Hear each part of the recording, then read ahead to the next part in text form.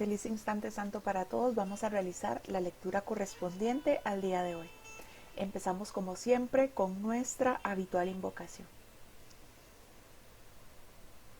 Estoy aquí únicamente para ser útil. Estoy aquí en representación de aquel que me envió.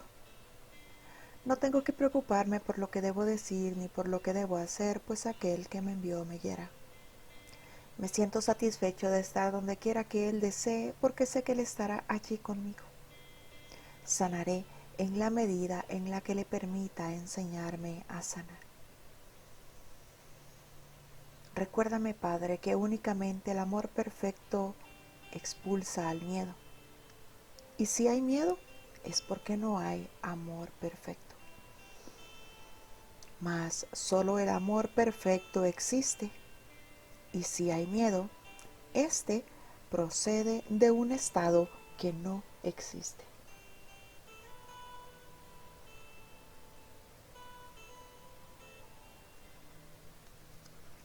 Estamos haciendo hoy la lectura del capítulo 4, las ilusiones del ego, el epígrafe o subcapítulo 5, la ilusión del ego cuerpo. 1. Todas las cosas obran conjuntamente para el bien. En esto no hay excepciones, salvo a juicio del ego. El ego se mantiene extremadamente alerta con respecto a lo que permite llegar hasta la conciencia, y esa no es la manera en que una mente equilibrada se mantiene ecuánime. El desequilibrio del ego se acentúa aún más porque mantiene su motivación principal oculta de la conciencia y hace que el control predomine sobre la cordura. El ego tiene todas las razones del mundo para hacer esto, dado que el sistema de pensamiento que le dio origen y al que sirve. Puesto que el sano juicio juzgaría irrevocablemente contra él, el ego lo tiene que eliminar en aras de su propia supervivencia. Recordamos que todas las cosas son ecos de la voz que habla por Dios. Todas las cosas obran conjuntamente para el bien. Aún eso que parece que en esta ilusión nos duele. Eso que parece que en esta ilusión nos inquieta. Eso que vemos como una pérdida. Eso que parece que sentimos como un desamor. Esa enfermedad que parece que se nos diagnosticó. Todas las cosas obran conjuntamente para el bien. ¿Por qué parece que en esta ilusión yo no me entero de eso? No me doy cuenta de que todas las cosas obran conjuntamente para el bien. Precisamente porque en esta ilusión veo todo eso según el juicio del ego. El ego se mantiene extremadamente alerta con respecto a lo que permite llegar a la conciencia. Así que entonces el ego me hace ver que si es algo bueno, entre comillas, en esta ilusión, pues sí puede ser que sea para mi bien. Pero que si es algo que no parece ser bueno, pues entonces eso viene de una voluntad oculta, de una fuerza externa que parece que yo no puedo controlar. Eso viene de alguna parte que está atentando contra mí, de algún hermano que quiere hacerme daño, de alguna situación que no sé por qué está ahí. Y empiezo entonces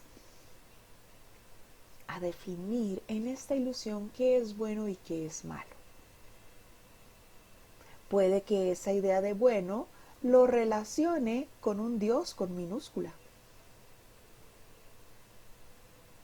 y todo eso que parece ser malo, pues buscaré entonces culpables afuera. El plan del ego para que yo me salve. Sin embargo, me dice Jesús que esa no es la manera en la que una mente equilibrada se mantiene ecuánime. Una mente equilibrada no puede mantenerse ecuánime viendo que hay cosas buenas y hay cosas malas. El desequilibrio del ego se acentúa aún más porque mantiene su motivación principal oculta de tu conciencia y hace que el control predomine sobre la cordura. Siempre entonces está buscando la forma en la que yo pueda ver esa diferencia entre lo bueno y entre lo malo. Y que definitivamente no pueda creer en esta ilusión que todas las cosas obran conjuntamente para el bien. El ego tiene todas las razones del mundo para hacer que yo esté entonces en esa confusión, para hacer que yo crea que hay cosas buenas, que hay cosas malas, que hay cosas que parece que no puedo controlar, que hay fuerzas externas contra mí. El ego tiene todas las razones del mundo para hacer esto, dado que el sistema de pensamiento que le dio origen y al que sirve, pues fui yo quien lo definió en esta ilusión. Fui yo quien creó falsamente, pero al final creé ese ego para que me mantuviera alerta de lo que no soy.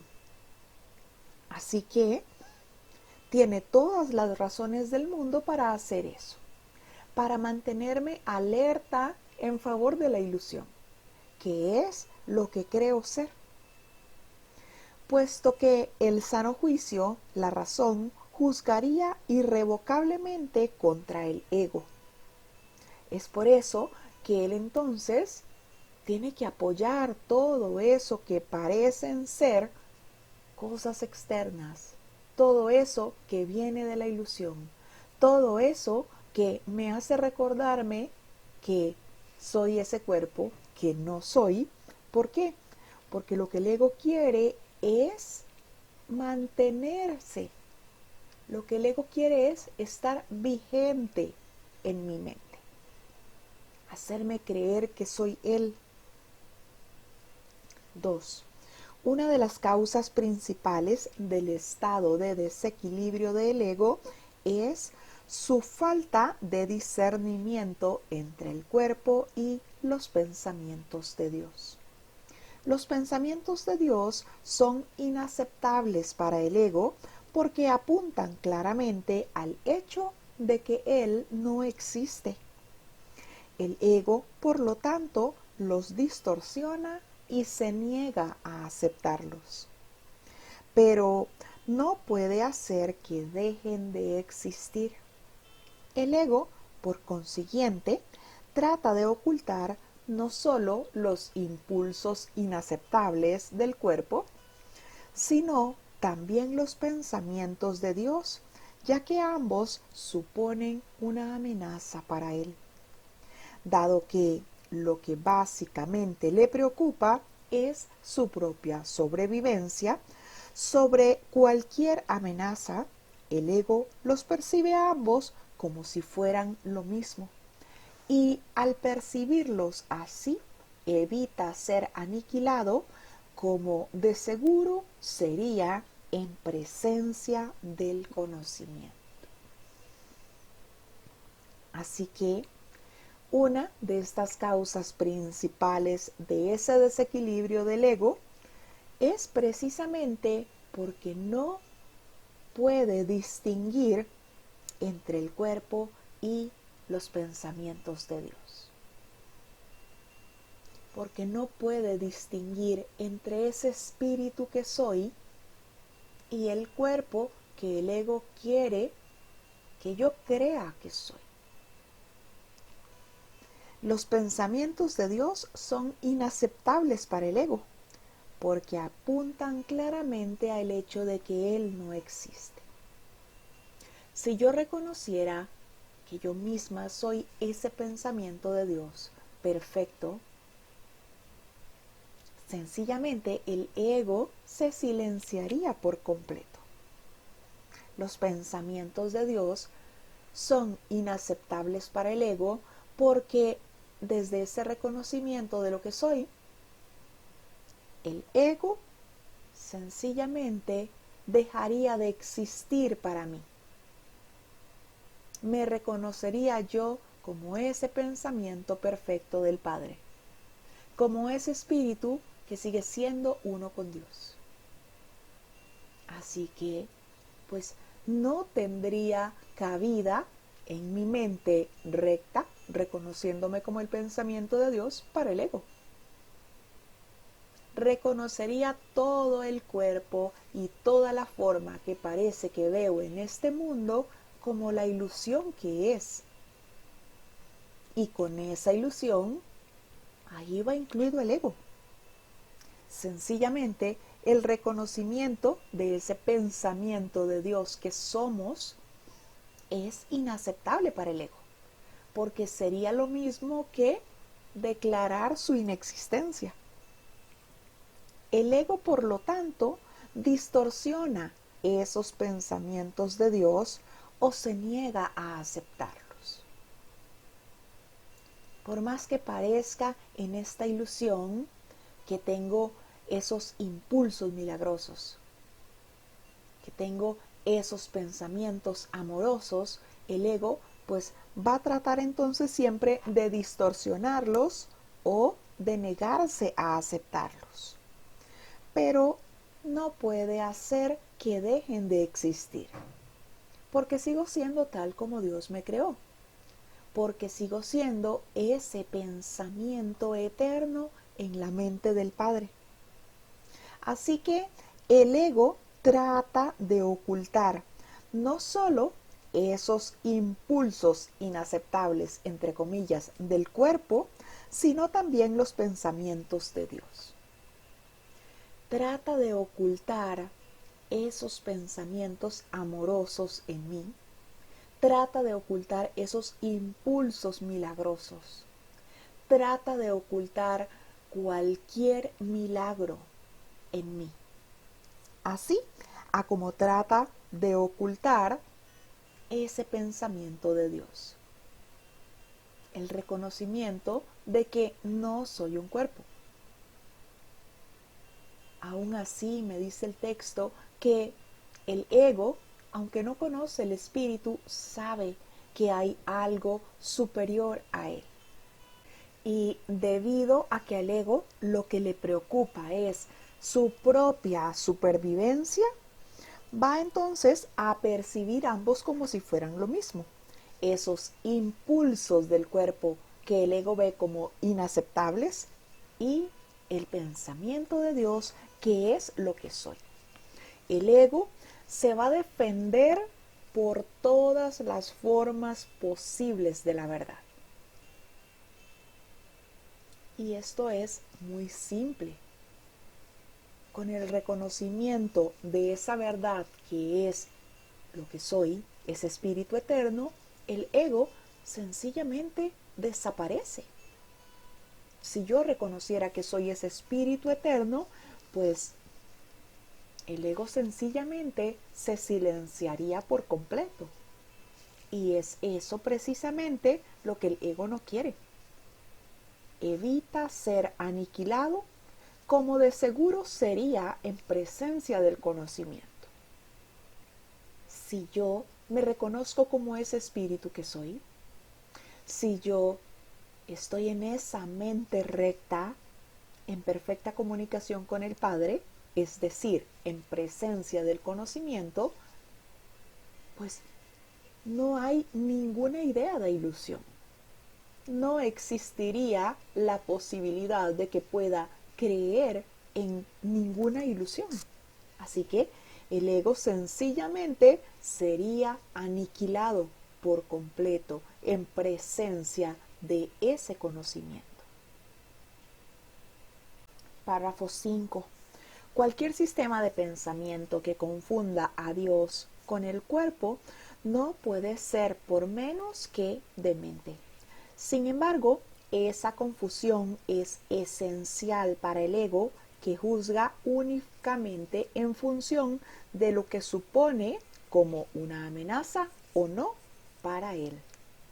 En cierto sentido, su temor a Dios es cuando menos lógico, puesto que la idea de Dios hace que el ego se desvanezca. Pero que le tenga miedo al cuerpo con el que se identifica tan íntimamente no tiene ningún sentido. Sí tiene perfecto sentido que le tenga miedo a Dios, porque cuando estamos en nuestra mente recta, sencillamente el ego se desvanece. Cuando decidimos nosotros, desde la guía del Espíritu Santo, silenciar todos esos pensamientos de las ilusiones, pues sencillamente dejamos de escuchar la voz del ego. Pero me dice que el ego tiene una confusión esencial. Él juzga únicamente en función de lo que parece ser una amenaza para él o no. Pero ve tanta amenaza, el reconocimiento de Dios, como el mismo cuerpo que él reconoce como su hogar. En cierto sentido, su temor a Dios es cuando menos lógico, puesto que la idea de Dios hace que el ego se desvanezca. Desde mi mente recta, no creo en la forma. Me reconozco como ese pensamiento en la mente de Dios. Así que, al no reconocer la forma, al no darle toda esa importancia a la forma que parece que le doy ahora, sencillamente, pues el ego se desvanece. Pero que aún así, siendo el cuerpo el hogar que el ego reconoce como su hogar, aún así que el ego tenga miedo de ese cuerpo con el que se identifica, pues eso en realidad no parece tener ningún sentido.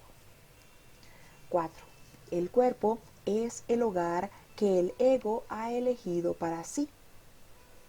Esta es la única identificación con la que se siente seguro, ya que la vulnerabilidad del cuerpo es su mejor argumento de que tú no puedes proceder de Dios.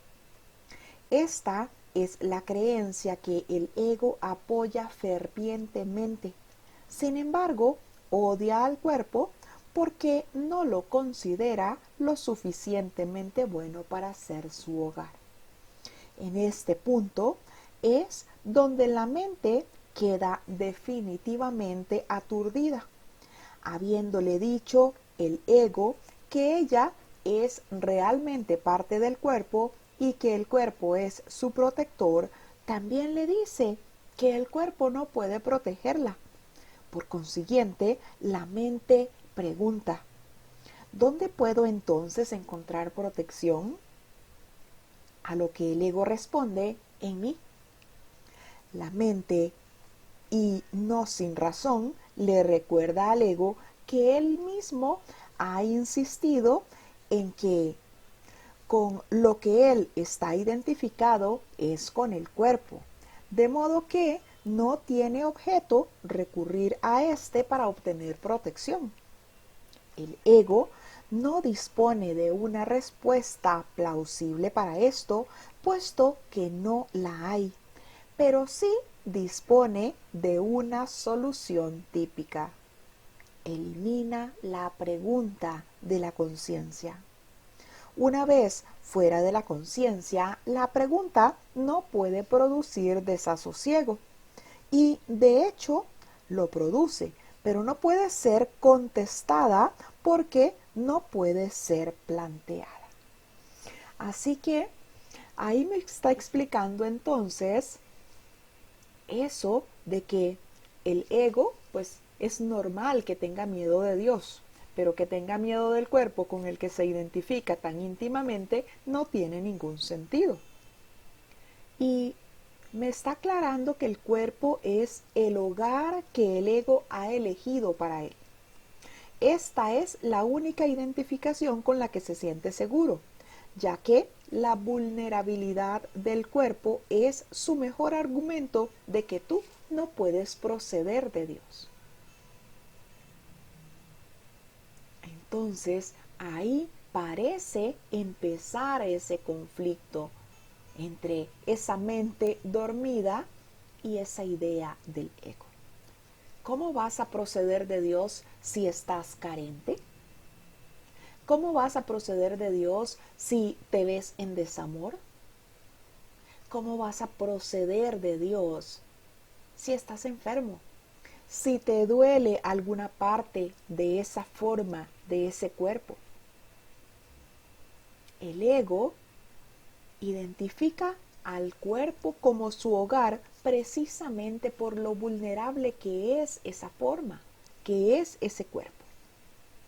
Así que se vale entonces de esa vulnerabilidad del cuerpo, de esa fragilidad, ¿para qué? Para usarlo como argumento, para que cuando esa mente dormida tiene esos atisbos de reconocimiento del espíritu, pues el ego entonces le recuerda cómo vas a ser invulnerable si mírate en un cuerpo enfermo. ¿Cómo vas a ser perfecto? ¿Cómo vas a ser todo abarcador si mírate en ese cuerpo vulnerable? Esa es la creencia que el ego apoya fervientemente. Pero apoya esa creencia, ve al cuerpo como su hogar, sin embargo, odia al cuerpo porque no lo considera lo suficientemente bueno para ser su hogar. De ahí ese afán de cada uno de nosotros en esta ilusión de cuidar el cuerpo, de protegerlo, de hacer que sea el más fuerte, el más rápido, el que físicamente parezca verse mejor, el más listo. En este punto es donde la mente queda definitivamente aturdida. El ego entonces escoge el cuerpo como su hogar, pero está insatisfecho con ese cuerpo. Escoge al cuerpo como su hogar precisamente por la vulnerabilidad del cuerpo. Así que entonces, desde esa vulnerabilidad, pues le hace ver a la mente que jamás puede proceder de Dios, pero a la vez está insatisfecho con ese cuerpo por ser vulnerable, por ser frágil. Esto pues definitivamente pone a la mente en un estado de confusión. Habiéndole dicho el ego que ella es realmente parte del cuerpo y que el cuerpo es su protector, también le dice que el cuerpo no puede protegerla. El ego entonces quiere reducir esa mente a la forma. Le ofrece un cuerpo como su hogar, pero también le dice que el cuerpo no puede protegerla. Y que si ese cuerpo se expone a algún aparente ambiente en esta ilusión, se puede enfermar. Y que si ese cuerpo no parece estar bien o con ciertas características o ciertos rasgos, pues entonces nadie le va a querer. Inevitablemente, la mente queda aturdida, pues el ego le dice que ella es parte del cuerpo, pero a la vez le dice pues que ese cuerpo no podrá defenderle, que ese cuerpo es completamente vulnerable, que ese cuerpo no podrá protegerla, no podrá darle ningún tipo de protección, de auxilio. Por consiguiente, la mente pregunta, ¿dónde puedo entonces encontrar protección? Y el ego le dice, en mí. Pero antes el ego le ha dicho que él se identifica con el cuerpo, con ese cuerpo vulnerable que no puede proceder de Dios. De ese modo, pues entonces la mente sencillamente no sabe dónde obtener esa protección. Y como el ego no tiene ninguna respuesta para darle a la mente, ninguna respuesta que sea creíble, pues sencillamente lo que el ego hace es eliminar esa pregunta de la conciencia. Ya, no pienses más en eso. Elimina esa pregunta de la conciencia. Una vez fuera de la conciencia esa pregunta puede producir desasosiego. Y de hecho lo produce. No es que la mente entonces erradique esa idea de protección que cree necesitar, pues está identificada con un cuerpo. Pero al verse entonces esa pregunta excluida fuera, sencillamente, pues ya no puede ser planteada. Es una evasión a esa respuesta. 5. Esta es la pregunta que debes hacerte. ¿A dónde debo acudir en busca de protección? Busca y hallarás no significa que tengas que buscar ciega y desesperadamente algo que no podrías reconocer.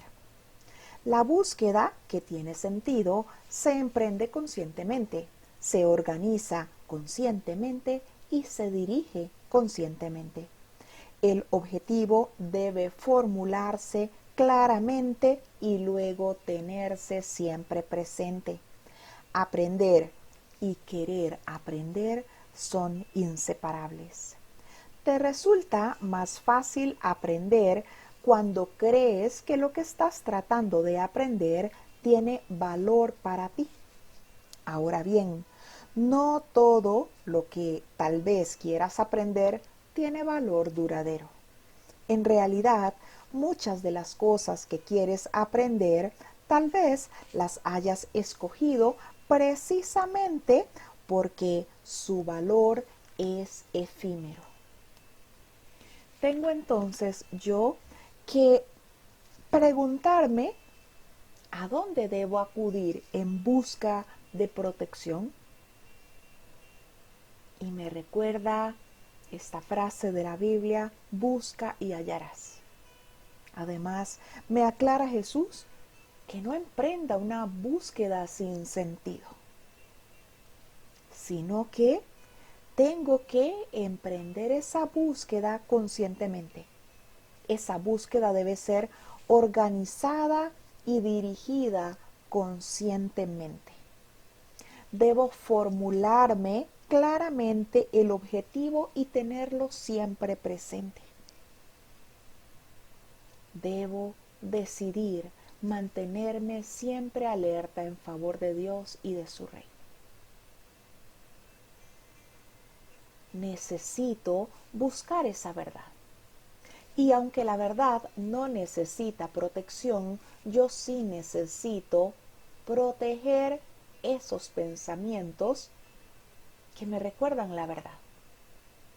En mi mente que se cree dormida, sí necesito proteger esa verdad. Tengo entonces que formular ese objetivo claramente y luego mantenerlo siempre presente. ¿Cómo lo estamos haciendo ahora? Pues entregando todas esas percepciones al Espíritu Santo para que las corrija. Entregando todos esos pensamientos al Espíritu Santo para que nos muestre lo que Él ve, eso que nosotros no podemos ver porque solo vemos ilusiones. Así entonces me mantengo con ese objetivo claramente definido, claramente formulado, y pido ayuda para mantenerlo siempre presente. Aprender y querer aprender son inseparables. ¿Quiero yo entonces mantenerme siempre alerta en favor de Dios y de su reino? Aprender y querer aprender son inseparables. Te resulta más fácil aprender cuando crees que lo que estás tratando de aprender tiene valor para ti. Me resulta entonces más fácil aprender cuando voy experimentando, en nuestro caso, esos efectos inmediatos que el perdón nos ofrece. Ese perdón que el Espíritu Santo hace por mí a petición mía. Ya experimenté esa paz. Pues entonces, ese es mi objetivo, estar en paz. Ese es el valor que le doy a ese aprendizaje. Con el perdón me quedo en paz. Mi mente se queda tranquila, sosegada, serena, libre de la ilusión que se perdonó. Libero también a todos mis hermanos. Así que eso me da paz. Ahora entonces quiero enseñar paz para así aprender lo que es. Me resulta más fácil aprender cuando creo que eso que estoy tratando de aprender realmente tiene valor para mí. Cuando voy entonces poniendo esa fe en eso que estoy aprendiendo, porque ya he experimentado la paz que me da. En realidad, muchas de las cosas que quieres aprender, tal vez las hayas escogido precisamente por su valor efímero, todo lo que parece que aprendemos en esta ilusión. Todo por lo que creo que me he esforzado en esta ilusión. Una carrera universitaria, todo lo que yo creí necesitar desde esta ilusión, todo lo que hemos aprendido desde el ego. Ahí reconozco pues que todo eso que creo haber aprendido pues no tuvo ningún valor duradero. Necesito ahora aprender entonces lo que me hace reconocer que soy ese santo Hijo de Dios eterno. Intercambiar todo eso efímero por lo eterno. Y únicamente lo hago pues reconociendo la verdad, que es entonces el objetivo ahora de mi aprendizaje, que no lo hago solo, lo hago con el Espíritu Santo. Por eso siempre es exitoso, por eso siempre tiene lugar. 6. El ego cree que es una ventaja no comprometerse con nada que sea eterno, ya que lo eterno solo puede proceder de Dios. La eternidad es la única función que el ego ha tratado de desarrollar, si bien ha fracasado repetidamente. El ego transige con la cuestión de lo eterno, al igual que con todas las cuestiones que de algún modo tienen que ver con la verdadera pregunta, la cual espera encubrir y mantener fuera de la conciencia, ocupándose de asuntos marginales. La tendencia típica del ego de estar continuamente ocupado con nimiedades tiene como objetivo apoyar ese propósito. Uno de sus ardides favoritos para obstaculizar el aprendizaje es embarcarse en problemas diseñados de tal manera que su resolución sea imposible. La pregunta que nunca formulan quienes se embarcan en tales maniobras dilatorias es ¿para qué? Esa es la pregunta que tienes que aprender a plantearte en relación con todo. ¿Qué propósito tiene? Sea cual fuere, dirigirá tus esfuerzos automáticamente. Cuando tomas una decisión con respecto a un objetivo, tomas una decisión con respecto a los esfuerzos que vas a llevar a cabo en el futuro. Y esta decisión permanecerá en vigor a menos que cambies de parecer. Me sigo identificando con la ilusión, seguiré entonces identificándome con esos objetivos del ego, con lo que el ego quiere que yo aprenda, con lo que el ego quiere que yo emprenda.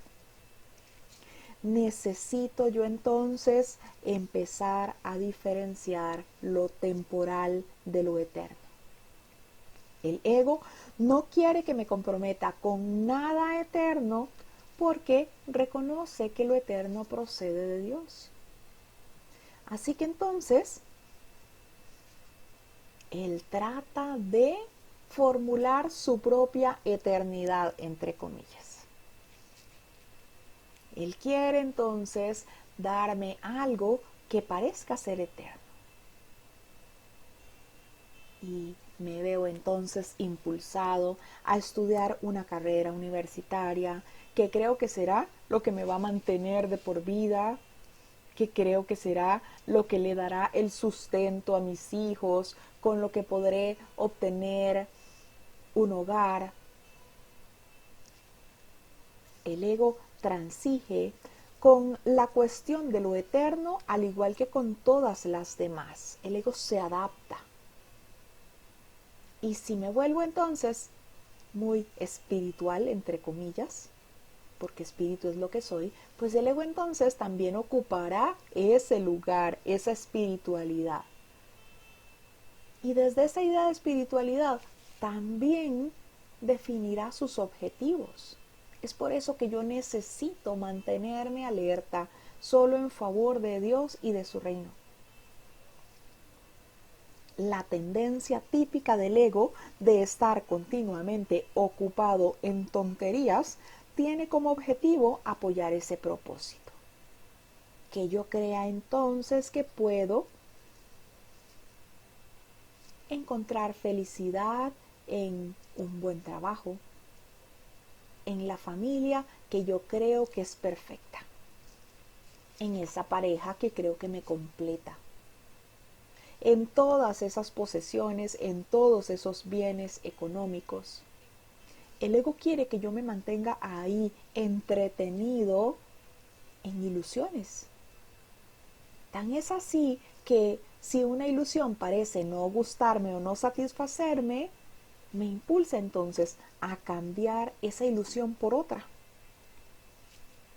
Uno de los ardides favoritos para obstaculizar el aprendizaje es embarcarse en problemas diseñados de tal manera que no tengan solución. Me mantengo ahí entonces entretenido en eso, buscando una solución que no existe o buscando entonces lo que llamo el plan B. Sin embargo, la pregunta que nunca se formulan todos nosotros que nos embarcamos en esas maniobras dilatorias es ¿para qué? ¿Para qué entonces estoy estudiando? Porque quiero tener un mejor trabajo. ¿Y para qué quiero tener un mejor trabajo? Porque quiero ganar más dinero. ¿Y por qué quiero ganar más dinero? Porque quiero darle a mis hijos una casa en donde puedan estar a gusto. ¿Y por qué quiero que mis hijos tengan esa casa en donde puedan estar a gusto? Porque yo quiero estar en paz. Siempre todo eso, incluso eso que parece ofrecerme el ego, me lleva siempre a estar en paz, a estar tranquilo. Lo que pasa es que desde la ilusión creo que tengo que cruzar valles y montañas para llegar a esa paz. Eso es lo que me dice Jesús que son las maniobras dilatorias. Me embarco entonces en esas maniobras dilatorias. En vez de pedir guía y de reconocer que la paz está en mí, que no tengo necesidad de buscarla en nada en nadie ni en ningún lugar. Por eso me lleva siempre a preguntarme ¿para qué? Y al final de todo ese ¿para qué? Llegaré al propósito. ¿Qué propósito tiene? Todo eso que parece que deseo en esta ilusión, su propósito es estar en paz. El propósito de todo es estar en paz. Y parece entonces que me gasto esta ilusión, a la que llamo vida con minúscula, en esas maniobras dilatorias, buscando algo y algo más, buscando a alguien y a alguien más. Y todo eso tiene como objetivo llegar a la paz, pero recorro entonces miles de caminos para encontrar esa paz, y desde la ilusión nunca estoy en ella, porque cuando parece que he logrado ese objetivo que tenía, defino uno nuevo, uno que parece ser entonces más grande, que creo que me va a dar más paz, más tranquilidad, y así me gasto los días en esta ilusión, que en esta ilusión sí se gastan los días, porque creo en lo finito. Me embarco en esas maniobras dilatorias.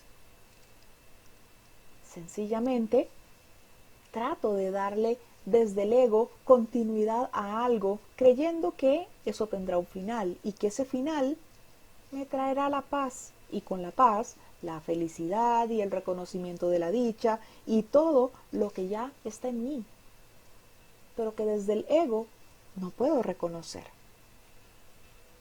Sea cual sea la dirección de esos esfuerzos que yo defina, si están entonces alineados con lo que el ego quiere para mí, van a ser siempre maniobras dilatorias. Y nunca voy a llegar a ese objetivo que también el ego definió para mí. Así que me lleva entonces a preguntarme ¿para qué? ¿Qué propósito tiene? Y la respuesta siempre será la misma: la paz. Eso es lo que ansiamos en esta ilusión. Cuando tomamos una decisión con respecto a un objetivo, tomas una decisión con respecto a los esfuerzos que vas a llevar a cabo. Cuando definimos un plan con el ego, pues hacemos toda esa estrategia, todo lo que va a representar, todo ese sacrificio, todos los años de estudio, todos los años de trabajo, todo el tiempo que voy a sacrificar de mi familia para estar en ese objetivo. Y pienso que cuando ese objetivo se logre, pues voy a estar tranquilo y voy a estar en paz. Ahora puedo entonces entregar todas esas ilusiones, es decir, puedo cambiar de parecer, entregar todas esas ilusiones, reconocer que al perdonar esas ilusiones estoy en paz, y desde esa paz disponerme a ser útil, a ser guiada, a ser guiado en todo eso que puedo hacer desde la paz, en el reconocimiento de que soy ese pensamiento de Dios, en el reconocimiento de que me pertenece únicamente lo que es eterno, que nada efímero, que nada temporal realmente es del Hijo de Dios, ni lo será jamás. El cuerpo es el hogar que el ego ha elegido para sí. Eligió ese hogar vulnerable y frágil para recordarme, para recordarle a esa mente dormida que no puede proceder de Dios. Pero yo, ese que se cree el personaje del sueño, puedo decidir entonces definir un objetivo conscientemente, emprender ese objetivo conscientemente y dirigirlo conscientemente con la guía del Espíritu Santo. Con ese objetivo claro y teniéndolo siempre presente, voy entonces a pedirle al Espíritu Santo siempre esa guía para que me recuerde quién soy. Voy a pedirle siempre al Espíritu Santo claridad, para que me haga ver que realmente todas las cosas obran conjuntamente para el bien. Gracias a todos por su compañía. Hemos hecho la lectura del capítulo 4, las ilusiones del ego, el epígrafe o subcapítulo 5, la ilusión del ego cuerpo. Les ofrezco a todos un instante santo.